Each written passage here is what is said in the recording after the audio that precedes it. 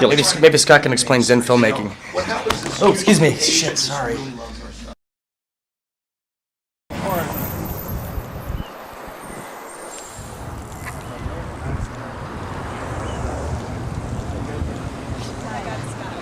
Scott Shaw.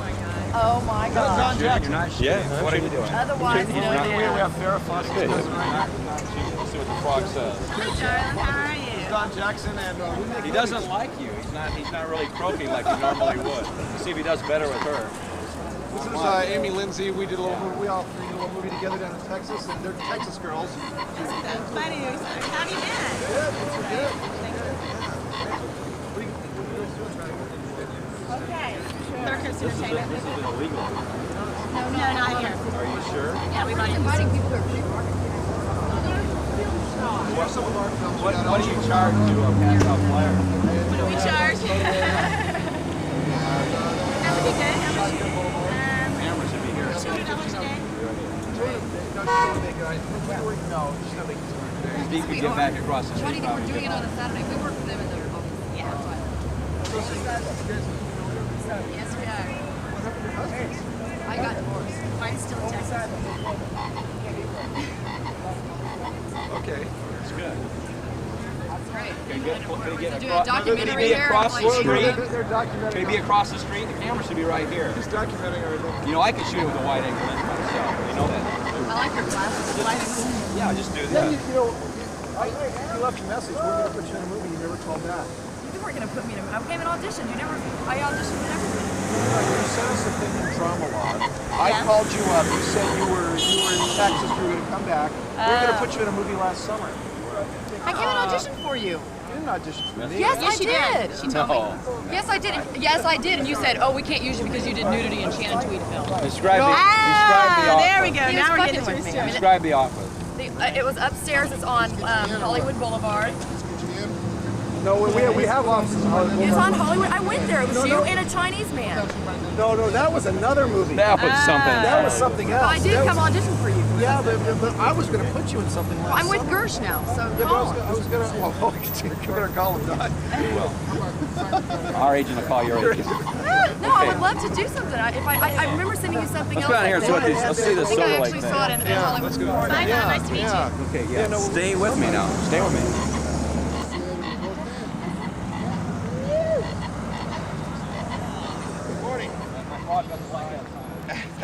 Well, how do you know? You know, just because you're suing someone doesn't mean you're going to win. Oh, I know that, sir. I know that. But if you invest your entire life savings, you expect one thing from the person that you enter the agreement with: trust, honesty, and a fair deal. It doesn't work that way. Of course not. This is L.A. This is where the sharks eat their young, right? That's right. And you have this on film, sir? So you had no experience making movies when you. No, I was a rookie. I'm a physician by trade. I do emergency medicine, take care of human lives for 20 years in Chicago. And you made a movie. That's correct. And you were foolish enough to give it to this man. Foolish enough to give it to this man. Yes, sir. You sucked your Yes, scene sir. pretty good. Did he give you any type of advance or? No. None. No. Just a fair deal that he'd be honest with me for a percentage. Have you sold any I don't think territories? that, I don't think I should continue the conversation. Okay. You understand? Good to see you, though. Nice Okay. seeing you, Thank gentlemen. All right. How about a drink? Come with me. Come with me. No, Mark.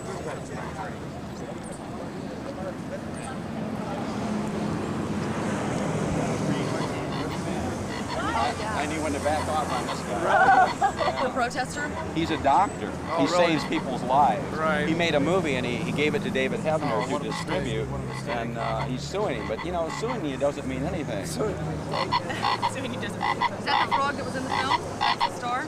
Yeah, right here. It's El Chupacabra. He's right there. You know? See, they cut my head off, but it's like El 200 a day. I used to Chupacabra. work all week and not make 200 a day. I know. That was like hard labor. Well, we're going to stand out You here. get 200 just to stand out here. We should come down. You should come down to our room. We have. You we should have come a room and down. Stuff. 323. We're not up there. We don't have badges to get up. We'll get you a badge. Well, why don't you come with us, Jan? I got a badge. Oh, you do? Why don't you quit Yeah, this come job, down. Jan? Let me show you where What you about work. me? Yeah. I only Tell have her. one badge. No way. Come this way. Come on, Jan. We'll give you a better job. Come with us. Come on. I'll be right back. Steve, action's over. Just let me shoot this, Steve. I think you're missing. Is it rolling? Don't ever turn it off. Don't ever stop. Is it rolling right now? Yes. We'll show you the real film market. Shoot me right now. Shoot me. Toad Warrior is the final installment of the Hell Comes to Frogtown trilogy. Here comes my Rolls Royce. I don't know, Don. I can't help but somehow getting the impression that you've got a toad fetish. Actually, no. Because I got to tell you, the first time I heard about you, Right. I had seen this film that you did called Frogtown 2. Yes. Meaner and Greener. Right. And I'll never forget it. I thought it was just really funny, really hilarious. That was part 2 in the Hell Comes to Frogtown series. Right. And actually, Scott is the star of part 3, which is Toad Warrior. And Good. That's coming out around Christmas time. Good. Frogtown, where did you get a concept for that? Did you write that down? Actually, I came up with the idea. It was like kind of a divine inspiration thing. I was finishing a movie called Rollerblade, back before rollerblade skates were actually popular. It was a movie about futuristic rebel nuns on skates that carried switchblades. Excellent. I love it. Finishing that, we're doing the last shot, and we're in an area that was actually, I found out later, known as Frogtown. And somebody had spray painted on the wall, Frogtown. Excellent. So that night I got the idea, You got the wow, idea. a movie called Frogtown, or Hell Comes to Frogtown. There you go. Cool.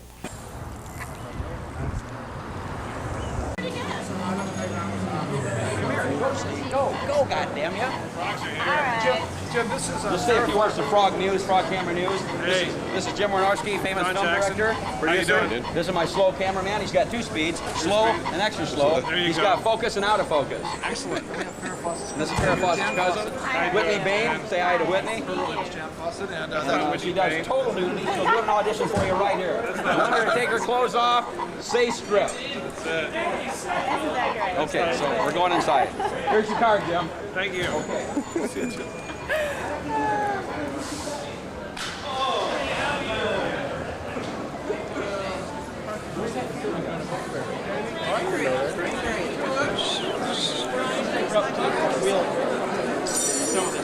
So where do you get your inspiration and for your ideas when you write your scripts?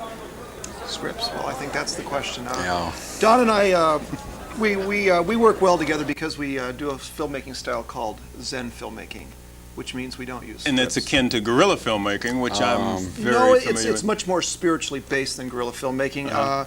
We don't use scripts. Cool. We don't use No scripts. scripts. And never. you haven't had a problem with getting things to make sense? No, it's been an advantage, actually, not having to stick to a screenplay. It allows us to have a lot more freedom, and we don't have the restrictions. And it's a lot more entertaining, far more interesting. Okay, so anyway, and so we met about a decade ago, and the first film we started doing a film prior to that, but the first film we actually did together was a film called The Rollerblade 7. Don had done the first Rollerblade movie, and then he did Rollerblade Warriors, and when we got together, we did Rollerblade 7. And through the process of working with Don, it just we had I came to really learn how to make movies on this end of the film industry, where you just go out and what we like to call is complete creative control, CCC. Hi, how are you? It's quite an outfit. I'm not even going to comment on that. And here's Very funny. There's the king. How are you, sir? Good to see you. How you doing? A pleasure. Hey guys, you're blowing my interview. I guess that's my Simpsons effects like a Welcome, welcome. Hey Kevin Eastman, you're a star, man. AFM. Hey. If you weren't already, I love it. yeah. Woo! Yeah. I heard it was hot here, so I wore something. Air conditioning. Oh yeah. And the beach is right down there. how well your movie set?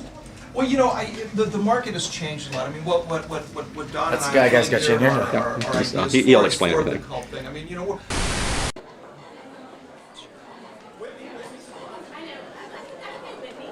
Completely spontaneous. I think that's the way to do it. Get everyone together, find out who what the elements are you have in place, your locations, then the inspiration comes when you're ready. So I'm sure you've had a lot of quote-unquote know-it-all people who would tell you that you're doing everything wrong because, I think that the status quo or the idea in town would be that the script is the Bible, and without a script, I mean, you can forget it. It'll never make sense. Things will never come together. There seem to be an awful lot of screenplays. I was in one agent's office about a month ago, and the entire room was full of screenplays. Unfortunately, a lot of those scripts never get made. Absolutely. I believe, and I'm sure Scott probably would support this, that like the Bible, it has to be lived live before you write it. There you go. So normally we shoot our films, and of course one of the delivery requirements for foreign sales is a copy of the screenplay. Right. So our screenplay is mainly written after someone, Afterwards. you know, we hire someone, they watch the film, and they write down all the camera angles, the dialogue, and so we have a script when we're done, but we usually don't have one when we're shooting. That's interesting. I didn't know that about you.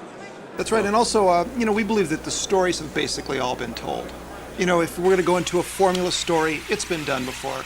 So it allows us the freedom to really become creative when we're on the set, work with what we have, the people we have, you know, the set we have, and make something really interesting as opposed to something that's been done 100 times before. Cool. Yeah, that's good. Successful lawyers, one of the actresses in Eastman. Then they now both have left their very successful lawyer husbands, and now here they are in Hollywood trying to be, you know, it's going to work fine. It's a good story. Right. So let's go to David's room. Okay, what number? We got to go down and go up that one way. Go ahead.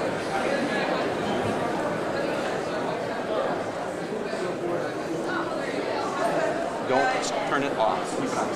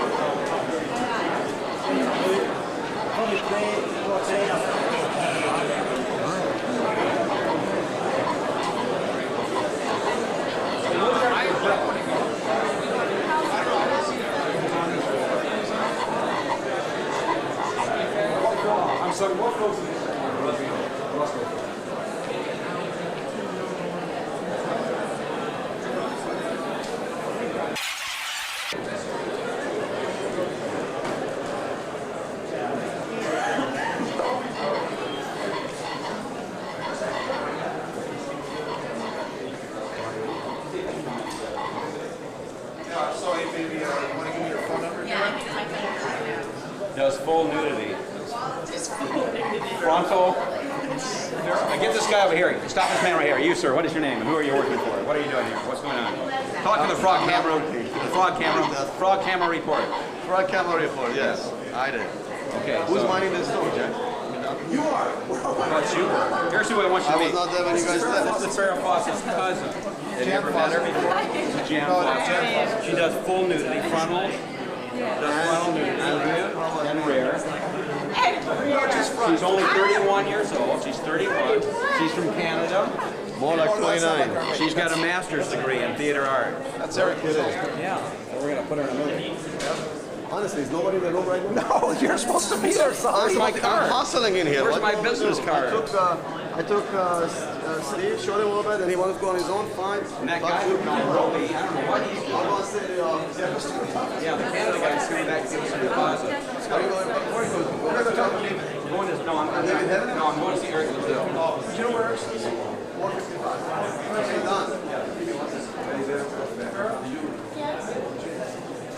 155. He can't do any deals without me, though. I just know, I'm not like Whatever you want, but basically I like to go for 20% straight commission. You gonna get on camera for this? Okay, no, Don is not going to pay. Commission, forget about it. But if you collect that $15,000 a day from Russia, they'll give us $3,000 down, 20% of $15,000. $300. No, that's two countries. We got two. We got Russia TV rights. Then we got companies paying $5,000 for Big Sister. He's not on camera, believe me. You know? Do you see a red light? No. He's paranoid. I don't like that life privatization. This is the secret stuff.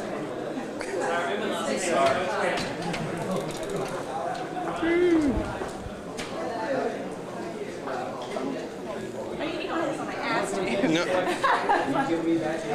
Some people would, but not me. Okay, good. I look at women a lot differently than other men. Everyone thinks I'm working for Beautiful Brad. creatures. I'm not working for Brad. Hey, okay, we're on camera right here.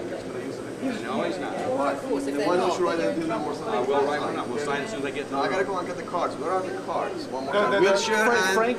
Frank went to get them. Frank went to get them, so you don't Frank have went to to. get... Because I'm very embarrassed. I'm giving out my own business cards. Well, see, this has got to stop. gotta stop. Okay, in 5 minutes I'll send This is Steve. the one that I'm gonna use when I get the I'll send Steve to get the cards if we don't have the cards. If you go down It's there. very embarrassing because I have to explain what I just want to have my cards. I gotta go feed my meter. What? I'm gonna come back here now? Okay, then I'm gonna have to... Fine. Where wants to the office? Stay in the office. You already met Jim Wynorski. He's like And I'll come right down and send Steve to get the cards. Which one was he? the guy we met outside. I'm going to. Okay, you want to go talk to Hebner or? Well, where is Brazil? I don't know. Okay, well, he's got a company. He's got a name. It's called Chariot Films. Chariot Films. Okay. Are they? Where are they? I don't know. I don't have my list with me. Okay. Where's Chariot Films here? Go no. Okay. Okay. Bring Verify. He's so funny. Let's see this other one. Even the girls are only semi-attractive have attitude. You know, she's like semi-attractive. She thinks she's... What the hell is going on? I'm a girl. I get what I want. My rent's paid. You had to see that one coming, though. My rent's paid.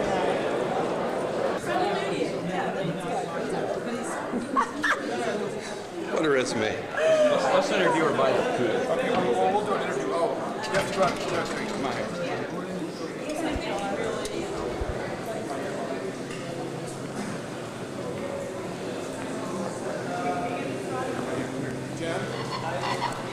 Ready? Now, can you see yourself in the camera there, Steve? Yeah, of course. Okay, reporting live for Frogtown News. Here we are with Farrah Fawcett's sister. Farrah's from She's from Corpus Christi. Corpus Christi, Texas. Yeah. She grew up with Buddy Holly. She used to date Buddy Holly way back in right? yes, way back in I hear about that. 1958. Okay, Her and Buddy okay. Holly were all set to take a plane ride together when suddenly Buddy dumped her. Tell us about yourself there, man. Oh, tell us about myself. Well, let's see.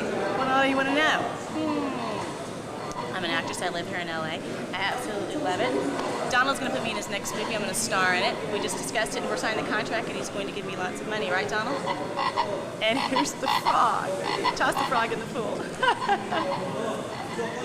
I think it'd be a good marketing deal. Why not? Okay, stay tuned. Next up, Julie Strain. Julie Strain. Here we go.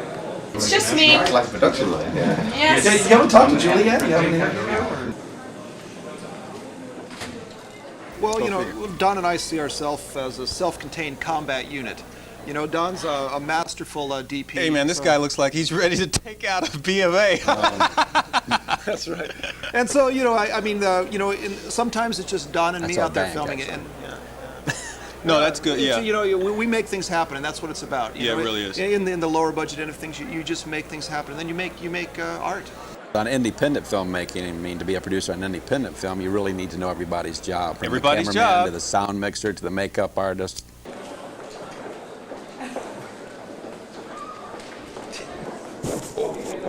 Go. Here he is, the very famous film director here. He's been in a lot of Julie Strain movies. And somebody just gave me this out here. Here he is. He's on Here he is right here. Frogtown News reporting. Obviously, this man does not want to be interviewed. He has something to hide. So he doesn't. You know, and the situation in low-budget filmmaking is a lot of times you're going to want to bring in what people call name actors.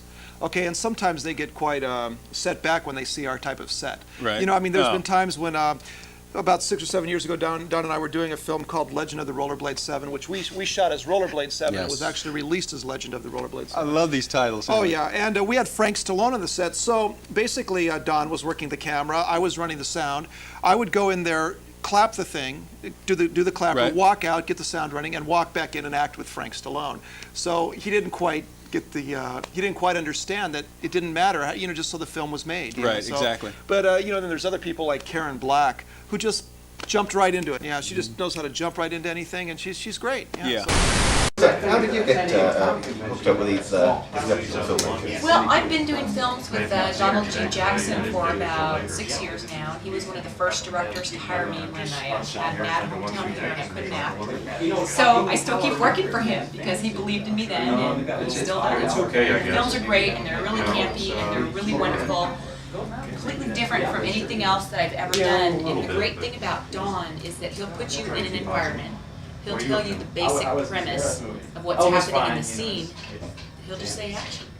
So in your own words and in your own level and everything, out comes, what you're trying to say, and it sounds so much more real than something that's scripted sometimes. So is it like a creative team with Yeah, big time. We shot some of the movies at my home in Beverly Hills, and it was great because Don had hurt his back that day, so I was like the director for the day, and I got to run around and tell them, shh, we're rolling, folks, shut up. Okay, chili's almost ready. I fed people all my food, and I stopped the wait of eating. Actually, I think it was spaghetti with the hot Italian sauce, and we just had a ball.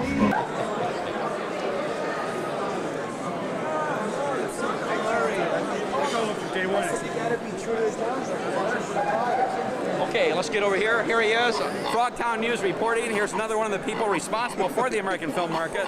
One of the founding fathers of the American film market. First man to ever hire Julie Strain and put her in a legitimate movie. Joe, grab me one sheet. How's it going?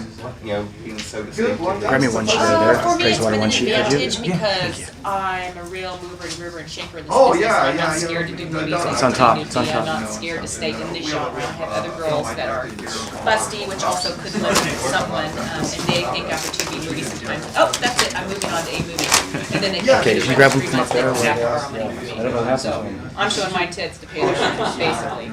But the hype thing has only been a benefit for me, and I didn't really realize it when I started, but I've kind of created my own niche. You said right I am about the chick that they call when they want a gun-toting Amazon said bitch, right there. Barbarella, merciless Said right on bitch top with of a those. machine gun. And vampires, witches, sorceresses, double agents, that's what I do, and I like to headbutt people and fight and kick and spit and run and bust them in the balls. I think our actors, once they get on the set, especially some of the name actors like maybe Don Stroud or William Smith, really appreciate the opportunity to be creative. Yeah. In other words, they haven't had to spend a couple days memorizing lines, and we give them the freedom to basically create their own part. Right. And say their own dialogue, and I think they have a lot more fun doing that. It's more of a creative experience for them too. Sort of theme running through your career. Yeah. Fortune teller.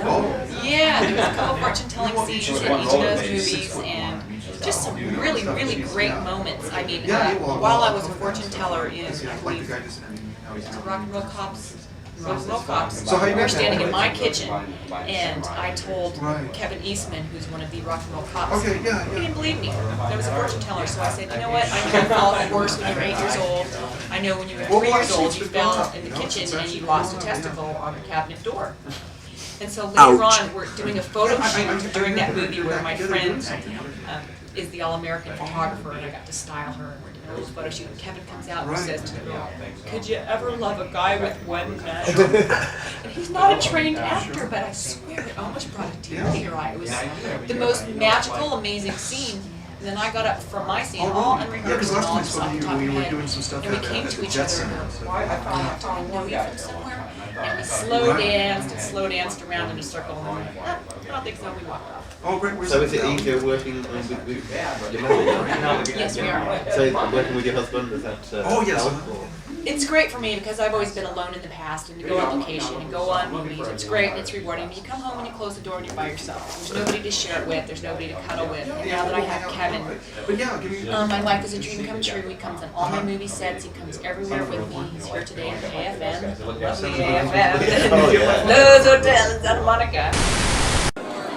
I think there's a bigger awareness nowadays to independent filmmaking. I think a lot of people are having fun participating in that whole experience. Right.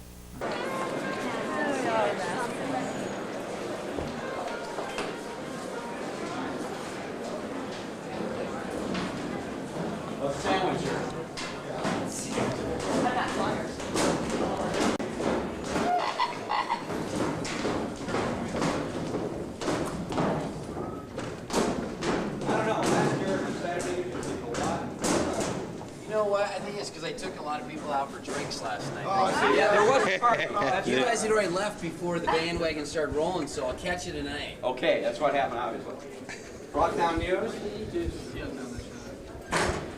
You can get in front of us. It's a much more interesting picture than my ad.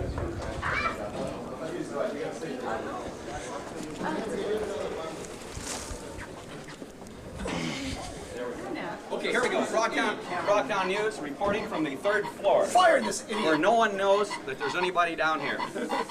The only way to get people to come to the 3rd floor is to bring Farrah Fawcett's sister. This is Farrah Fawcett's sister. She's with us now. Frogtown News reporting.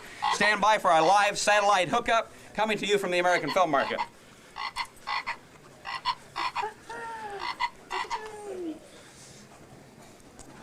He's good. He's got so much energy. I thought I had a lot of energy. Here we go. We're getting ready. When you're around the hall, that'll be the real one. The real one. You ready? Here we go. Hope you're on.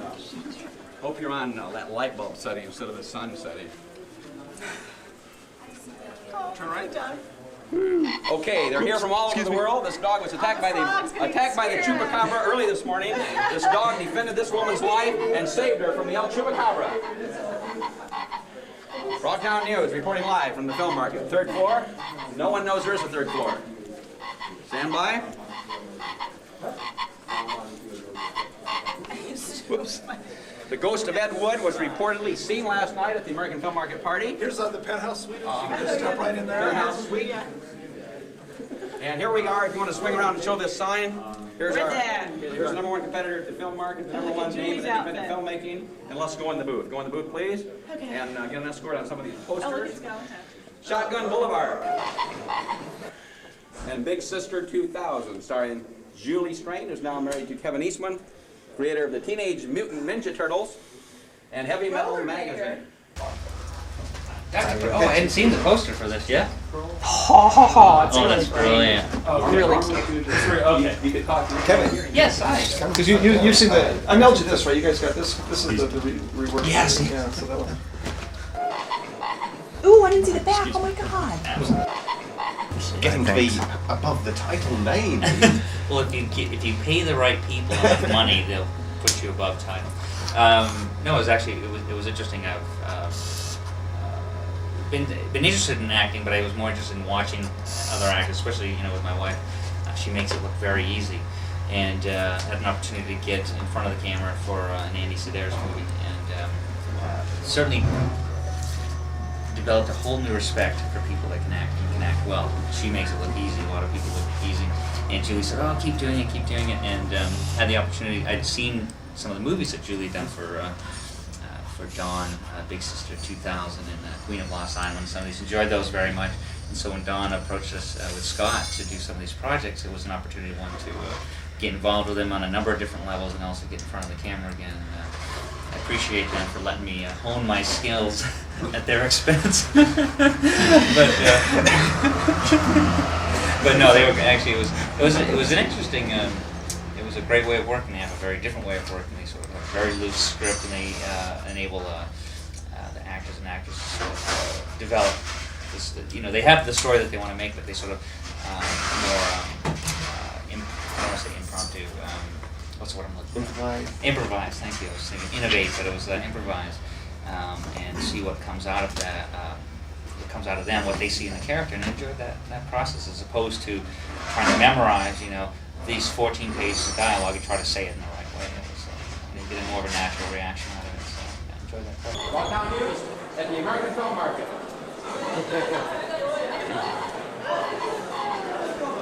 Tell me about your character in Rock and Roll Cops. My character in Rock and Roll Cops, I'm sort of like, the third Rock and Roll Cop. You have the two main guys. I think they're the two main guys, and I don't want to say I'm the third wheel, but I want it to be kind of an oddball character, sort of would fade in and out of the picture in different scenes, like sort of off doing other Rock and Roll Cop stuff, and then my paths cross with theirs at a variety of different intersections throughout the film. Terrorize a few people, make a few good points, and then exit. And so I enjoyed that as well. Let's get somebody else. Stay with me, Steve. Wait.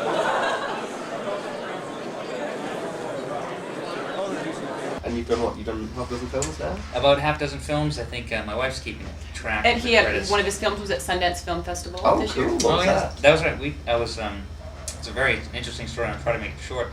Is when I met Julie at the Golden Apple comic book store here in Melrose, she was in the middle of filming this documentary called Some Nudity Required, and it's sort of an inside look at the B-movie industry, and very provocative, very interesting film. And so when I went to meet Julie at this signing, I sort of stopped in there accidentally, and she was there, but this woman was filming it, and so that's when I stood in line, joined Julie's fan club, and we sort of have been together ever since. So she captured the moment that we met on film, so that's not part of the stuff. The highest level of fan club membership. Yeah.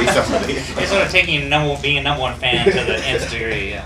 So that was kind of amazing to have that moment captured on film. You know, to have that moment anyway, but then have it captured on film and become part of this movie. We, you know, sort of we'd forgotten about it. It was years later. We've been married almost 3 years, and you know, 2 years ago she popped out. I mean, you know, a year ago. Popped out of a cake. Yeah, popped out. You know, this movie comes out of the woodwork, and she said, "Oh, you're part of this film," and we thought that was pretty. And it's a pleasure to see you again. You come every year, as I understand. Yes, I do. So, how would you say this film market's going this year? Is it bigger or better than previous years? I would say it's probably just as big, or it looks to be like even a little bit bigger. Just as big, and probably not a little bit bigger. Speaking of bigger, this is Farrah Fawcett's sister. This is Lynn Fawcett. Hi, Lynn. I'm Lynn. She does total nudity, full frontal, and she works for $75 a day, which I think is a little overpaid. A little overpaid. It's going great. So she's good. She was in the Buddy Holly story. You saw that with Gary Busey? I did. She played a baby. Good seeing you in Frogtown News. Okay. We're moving on. And welcome to El Chupacabra. It's El Chupacabra. El Chupacabra, we've actually, working with our distributor, we have now changed the title. The new title is Guns of El Chupacabra. But this was a clip that was shown at the American film market. We got so much interest, we actually quit showing the clip. We stopped. Wow. And we decided we didn't need to show it anymore. And cool. We wanted to wait till we had the film finished. We're doing the sound mix right now. And we'll probably have a theatrical world premiere, hopefully around Halloween time. Good. Now, do you have your distribution Yeah, we're actually doing it ourselves. Hollywood International Good. is our new company, and Hollywood International is taking care of all the distribution. Good. Okay. Control! Roll the videotape!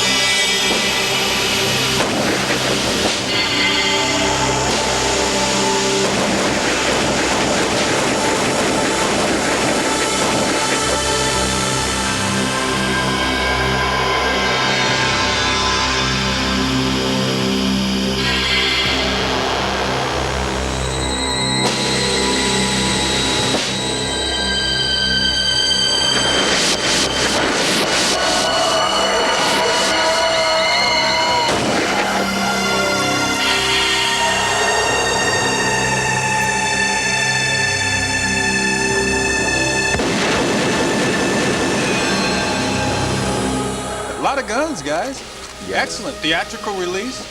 And there's one other thing I want to mention. Conrad Brooks, I saw in there. He was the cop on in Plan 9. Right. Conrad's an old friend. We try and put him in every movie. Well, it's like this business is very incestuous. Yeah, I think he's the only still working Ed Wood actor. Ed Wood actor. Right. One of the few who's still alive, I think. Well, the Guns of El Chupacabra, I am Queen Bee, and my husband Kevin Eastman is King All Media. And we have this very, very large chair at home. It's like a king's chair, but the seat is like this high off the ground. So we're sitting in that chair, and we send Scott Shaw off on a mission to battle the Chupacabra. You're pretty tall, aren't you? I'm 6'1" and worth the climb. If you get tired, you can stop for a rest half the way up. Yes, Julie and I are in the Guns of El Chupacabra. We do. Oh yeah, because you're King All Media. I got this now. I got the hang of this now. He wears a crown like I can't believe it's not butter crown, like a king in a Grecian robe.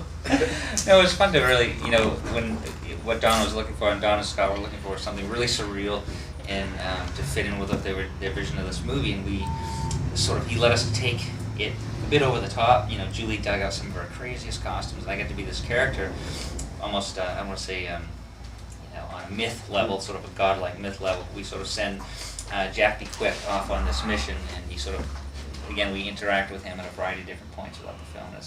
It's kind of, it's fun. I enjoy it. It puts a bit more surreal edge on an already really interesting movie. All right,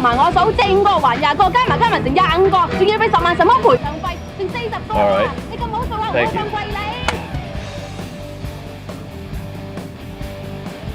Jack Quick is inside.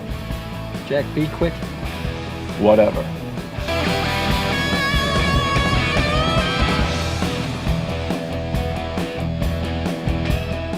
So yeah, when's the movie coming out, guys? Well, I think it's right around.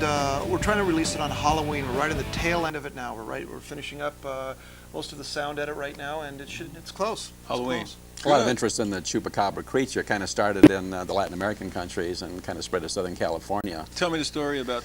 Well, some people think it's an alien or the pet of aliens. Others think it's a genetic mutation gone wild.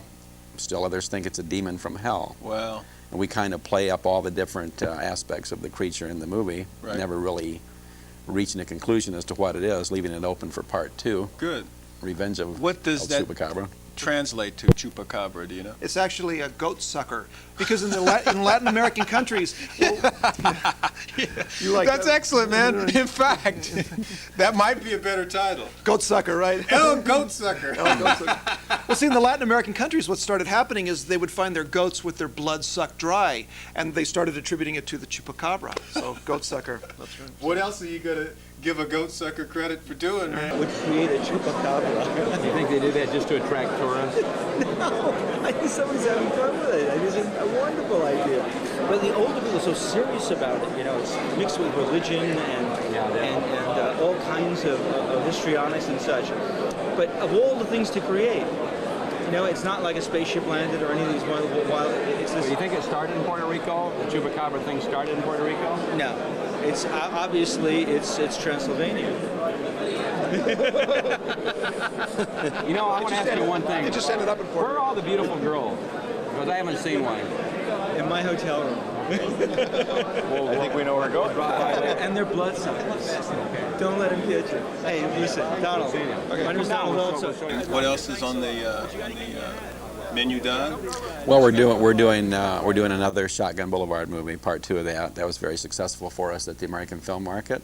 And we've got another project coming out called Judy Strange, which is kind of a Xena, Princess Warrior, modern day time travel character. Right. Doing that, and then we're doing our big budget film coming up. It's Jack B. Quick's Space Sheriff. Space Hero? Space Sheriff. It's a space western. Cool. Yes.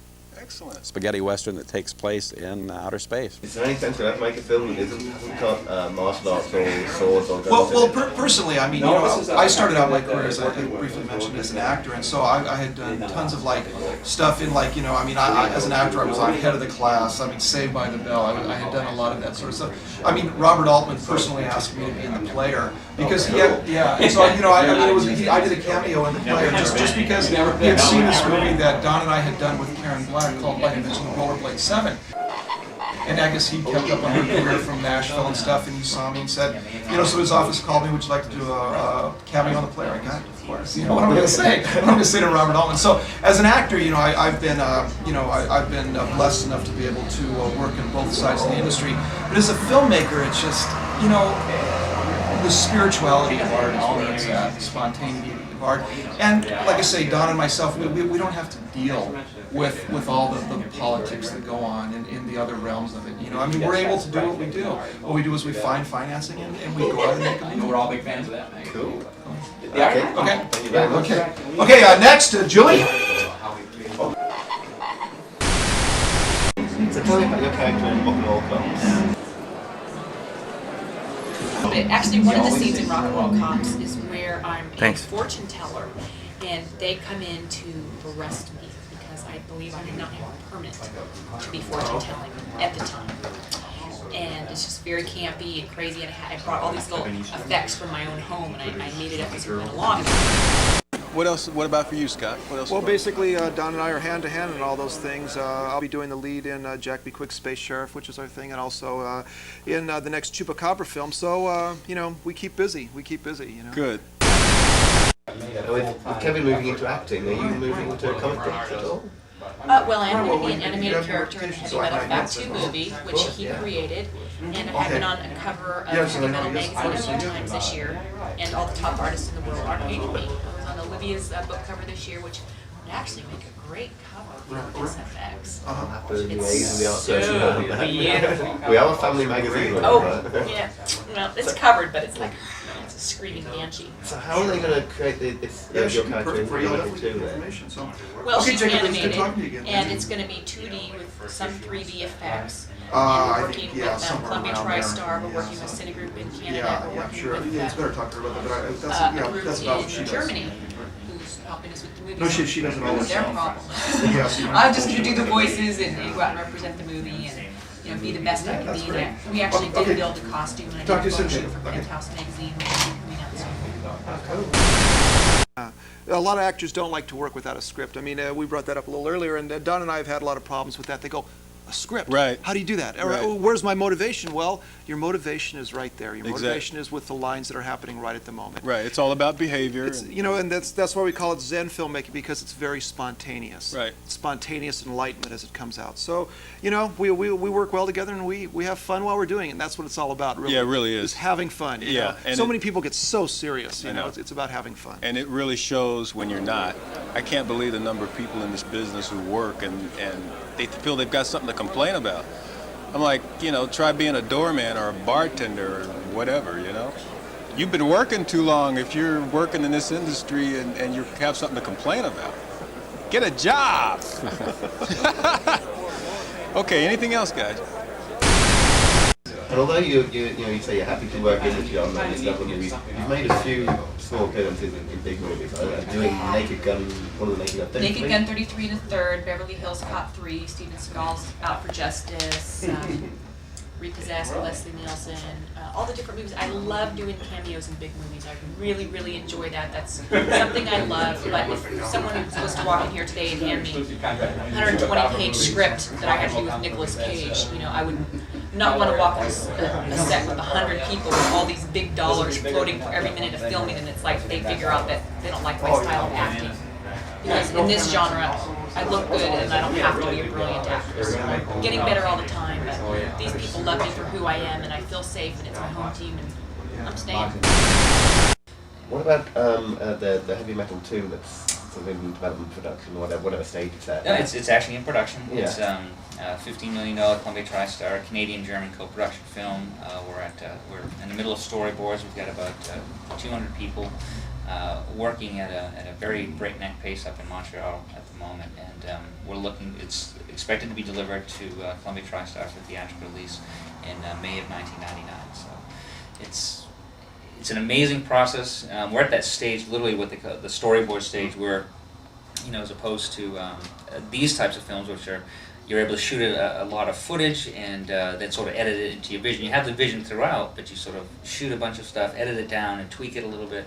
With an animated film, as you know, you have to sort of direct and edit at the same time because there's no coverage shots in animation. There's no, well, let's pull the actors back and shoot this other scene one more time because we want to do this with the animated. So that's the stage we're at, which is very stressful because you want it to be perfect, and once you have to lock it in now, and then boom, off you go. What is the significance of the subtitle FAKK2?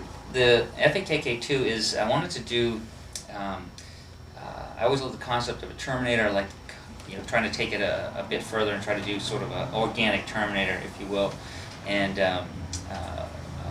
the FAK2 stands for Federation Assigned Ketogenic Kill Zone to the Second Power, which means basically it's a classification like radiation. Don't go. It basically means death to all carbon-based life forms, and it's the name of this planet that FAK2, Julie, this character Julie, is living on this planet, and they sort of disguise the planet with this name, which means death, to keep people away.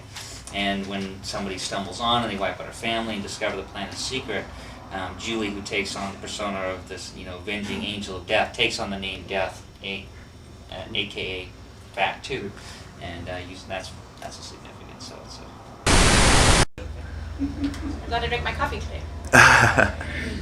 What have you got lined up next? Well, I'll be on the cover of Crackcore magazine. No, just kidding.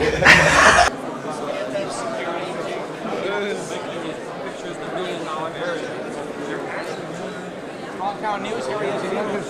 Here he is, he's there. Jim Wynorski, famous director. But coming up, I just signed a 2-picture deal with Roger Corman.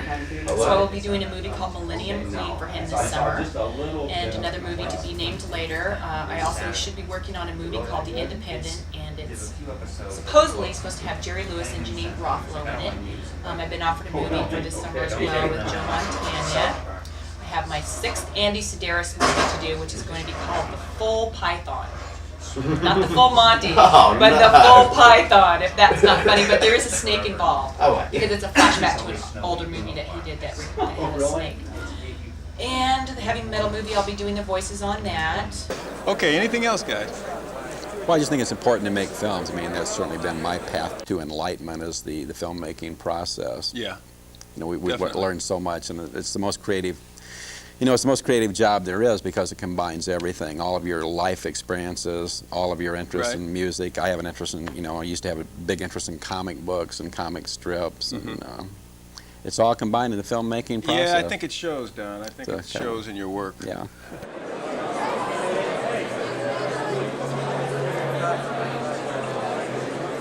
Okay, what are you working on comic books at the moment? In comic books right now, actually, I'm doing a bunch of revisions of storyboards. There's a lot of scenes that we planned out with Heavy Metal FAK2. I'm doing scene revisions right now, and then I'll be working with Simon Bisley for the actual movie adaptation of FAK2, and that's my next big project. Also kicking around, Simon Bisley is as you know, was a well-known British creator. He's an amazing talent to work with, and we're developing another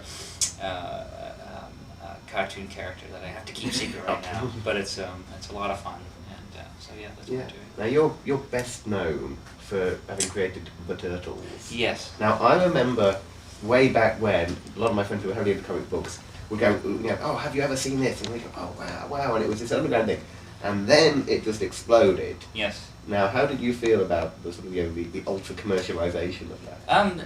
Pretty good. I mean, we allowed it to happen. I mean, the advantage of we created the concepts, we created the characters, we own the trademark and the copyright, and we're aware of, Siegel and Schuster and other Jack Kirby and people that have created amazing things for corporations that then the corporations went on to make millions and millions of dollars of, and the actual creator saw very little of that.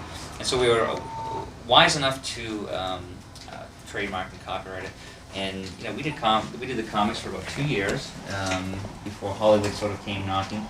And then we really never saw it being anything other than a comic book.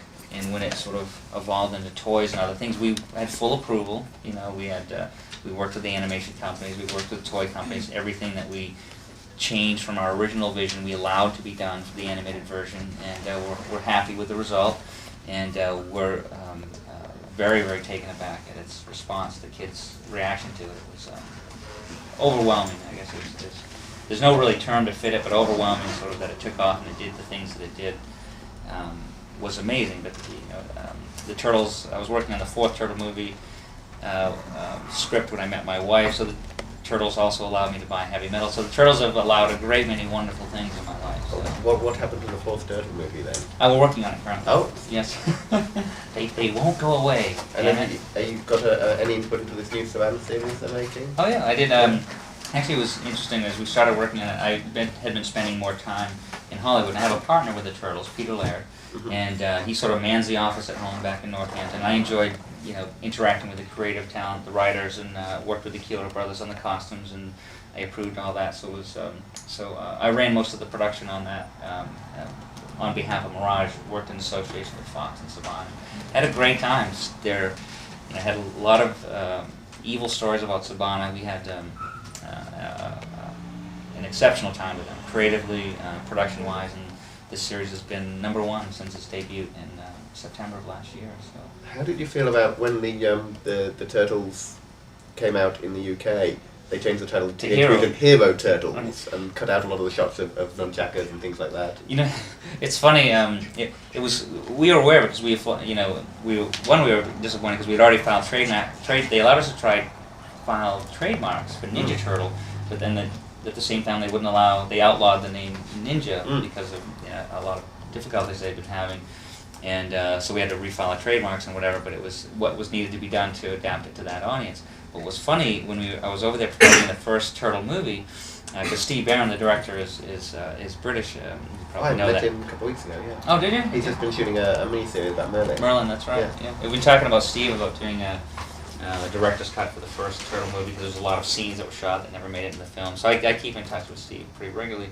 But I was over there promoting it, and we'd heard that they'd cut the nunchaku scenes out and a bunch of different all of the nunchaku scenes.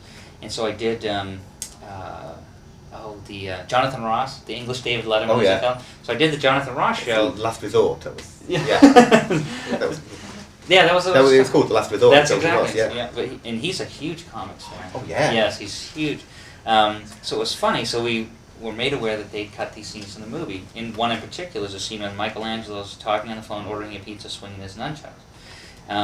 So that had been cut out of the movie. So I do the Jonathan Ross show, and the one clip they show is that scene. And it shows him, on British national TV, he's swinging the nunchucks, and it's like, they cut it out of the movie, but they show it as the one clip on the thing. I was like, where does this fit in?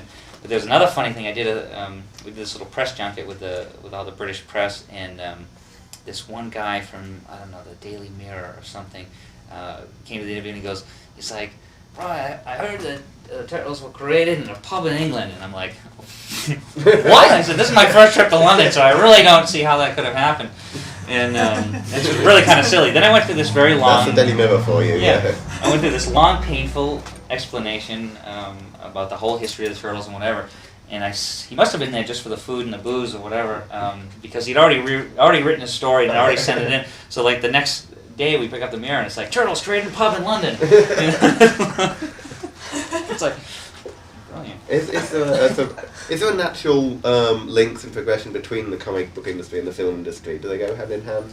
I think so. I mean, I always found it interesting that most screenplays are in text, and the first thing a director will do 99% of the time, especially budget allowing, will do storyboards, which are comics. It's like sequential art, panel to panel to panel to panel.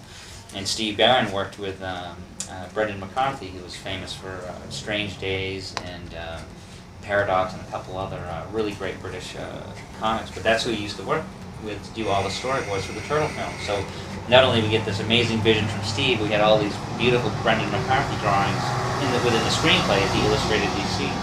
So I think there's a direct, very big correlation. In fact, a lot of times throughout the history of the Turtles and the stories I do now, I always do the layouts, the breakdowns, and the things like that for page to page to get the flow of the story. And I always thought it was wonderful, because I'm a huge fan of movies, that I was sort of in the simplified director's chair. I could control the lighting, the acting, the scenes, but at the same time I wasn't controlled, I didn't have a budget to worry about. So if I wanted to show, 1 million people fighting in a battlefield, I could do it. And so it's a great freedom, and it's definitely it's a very same level sort of medium of films and comics. Sure.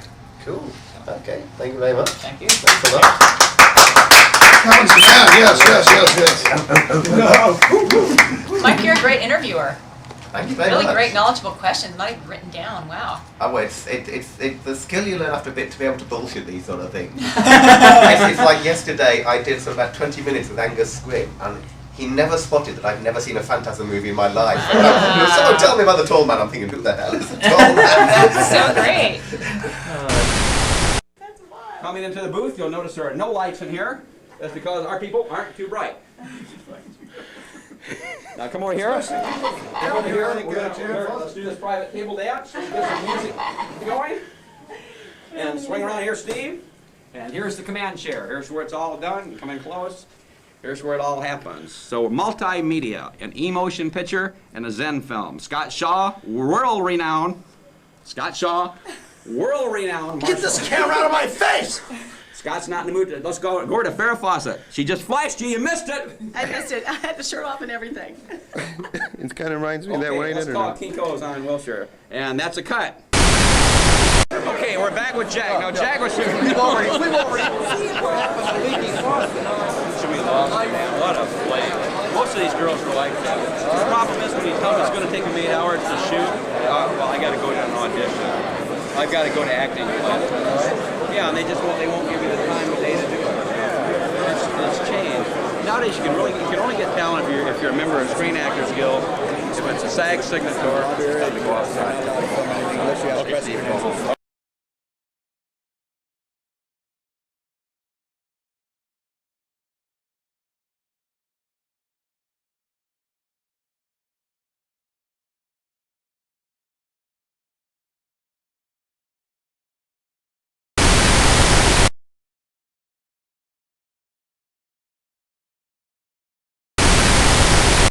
I mean, we just tear up Asia, and you know, and the USA Up All Night crowd and stuff. You know, it's geared towards that. You know, and yeah, so we're trying to spread. How you been? That. I mean, what we're doing is what we do. It's art. I don't want to interrupt you. It's not. It's You're the not king. B-movie making. It's Zen filmmaking. You know, it's art. It's all about the spirituality and art. Shoot that.